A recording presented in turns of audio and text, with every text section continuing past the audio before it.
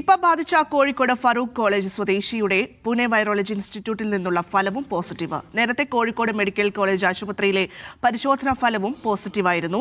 രോഗി ഗുരുതരാവസ്ഥയിൽ വെന്റിലേറ്ററിൽ തുടരുകയാണ്. രോഗബാധിതന്റെ റൂട്ട് മാപ്പ് തയ്യാറായിട്ടുണ്ടെന്ന് ജില്ലാ കളക്ടർ അറിയിച്ചു. 41 വയസ്സുള്ള രാമനാട്ടുകര സ്വദേശിക്കാണ് നിപ സ്ഥിരീകരിച്ചിട്ടുള്ളത്. അദ്ദേഹത്തിൻ്റെ സമ്പർക്ക പട്ടികയിൽ നിലവിൽ 77 പേരാണുള്ളത്. നിലവിൽ ആർക്കും തന്നെ രോഗലക്ഷണങ്ങൾ റിപ്പോർട്ട് ചെയ്തിട്ടില്ല. സമ്പർക്ക പട്ടികയിലെ 2 പേർ ഹയസ്റ്റ് റിസ്ക് വിഭാഗത്തിൽപ്പെട്ടവരാണ്. 13 പേര് ഹൈ റിസ്ക് വിഭാഗത്തിൽപ്പെട്ടവരാണ്. ഇതാണ് ഇതുവരെയുള്ള കണക്കെടുപ്പിൽ നിന്ന് കലക്ടർ റിപ്പോർട്ട് ചെയ്തിട്ടുള്ളത്. മുഹമ്മദ് അസ്ലം ചേരുന്നുണ്ട് വാർത്തയുടെ വിശദാംശങ്ങളുമായി. അസ്ലം, എന്തായാലും റൂട്ട് മാപ്പ് തയ്യാറാക്കി കഴിഞ്ഞു.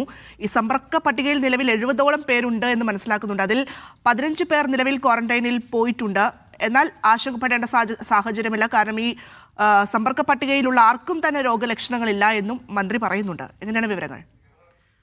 നിപ ബാധിച്ച രോഗി വെന്റിലേറ്ററിൽ അതീവ ഗുരുതരാവസ്ഥയിൽ തുടരുകയാണ്. അദ്ദേഹത്തിൻ്റെ ആരോഗ്യനില ആശങ്കയിൽ തന്നെ തുടരുകയാണ്. അതേസമയം തന്നെ അദ്ദേഹവുമായി ബന്ധപ്പെട്ട സമ്പർക്ക പട്ടികയിൽ 77 പേരാണ് ഇപ്പോൾ ലിസ്റ്റ് ചെയ്തിരിക്കുന്നത്. കാരണം അദ്ദേഹത്തിൻ്റെ കുടുംബാംഗങ്ങൾ, അടുത്ത സഹപ്രവർത്തകർ, ആശുപത്രിയിൽ അദ്ദേഹത്തെ പരിചരിച്ച ഡോക്ടർമാർ, നഴ്സുമാർ തുടങ്ങി അദ്ദേഹം അടുത്ത് പോയ കടയിലെ അദ്ദേഹം ഒരു വ്യാപാരിയാണ്. അതുമായി ബന്ധപ്പെട്ട് അങ്ങനെ സഹപ്രവർത്തകർ തുടങ്ങിയ 77 പേരെയാണ് അത് ലിസ്റ്റ് ചെയ്തിരിക്കുന്നത്. 58 പേർ ആരോഗ്യ പ്രവർത്തകർ. 2 ആശുപത്രിയിൽ അവർ സ്വകാര്യ ആശുപത്രിയിൽ ആദ്യം പോയിരുന്നു.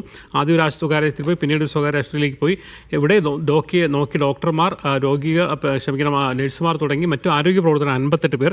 14 പേർ കുടുംബാംഗങ്ങളാണ്. 5 പേർ സുഹൃത്തുക്കളും സഹപ്രവർത്തകരുമാണ്. അതേ വ്യാപാരവുമായി ബന്ധപ്പെട്ട സഹപ്രവർത്തകർ. ഇതിൽ നിലവിൽ ആർക്കും രോഗലക്ഷണങ്ങളില്ല എന്നതാണ് ഏറ്റവും പ്രധാനപ്പെട്ട കാര്യം. എന്നാൽ ഹയസ്റ്റ് റിസ്ക് എന്ന് വെച്ചാൽ ഏറ്റവും അടുത്ത സമ്പർക്ക പട്ടികയിലുള്ളത് 2 പേരാണ്. അതോടൊപ്പം തന്നെ 13 പേർ ഹൈ റിസ്ക് പട്ടികയിലാണ്. ഇവരെയും ഈ 15 പേരെയാണ് ഇപ്പോൾ ക്വാറന്റൈനിലാക്കിയിരിക്കുന്നത്. ബാക്കിയുള്ളവർ നിരീക്ഷണത്തിലാണ്. ഏതെങ്കിലും തരത്തിലുള്ള ലക്ഷണങ്ങൾ കാണുകയാണെങ്കിൽ ഉടൻ തന്നെ ആരോഗ്യ പ്രവർത്തകരെ ബന്ധപ്പെടാൻ വേണ്ടി പറഞ്ഞിട്ടുണ്ട്. അതുപോലെ ആരോഗ്യ പ്രവർത്തകർ നിരന്തരമായി അവരുമായി ബന്ധപ്പെട്ട് കൊണ്ടിരിക്കുകയും ചെയ്യുന്നുണ്ട്.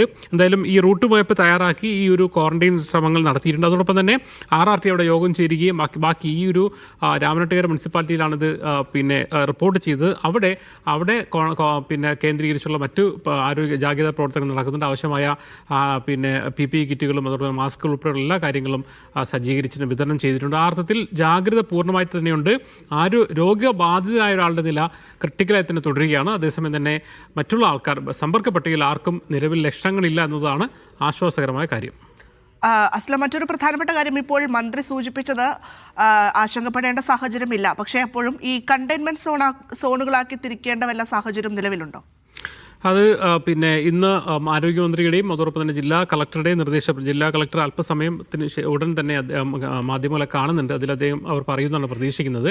രാമനാട്ടുകര മുനിസിപ്പാലിറ്റിക്ക് അതിനാവശ്യമായ നിർദ്ദേശങ്ങൾ നൽകിയിട്ടുണ്ട്. അതനുസരിച്ച് ഏതൊക്കെ സ്ഥലങ്ങളെ പൂനെ വൈറോളജി ഇൻസ്റ്റിറ്റ്യൂട്ടിലെ ഫലം അതും പോസിറ്റീവ് ആയിരിക്കുന്നു എന്നുള്ളതാണ്.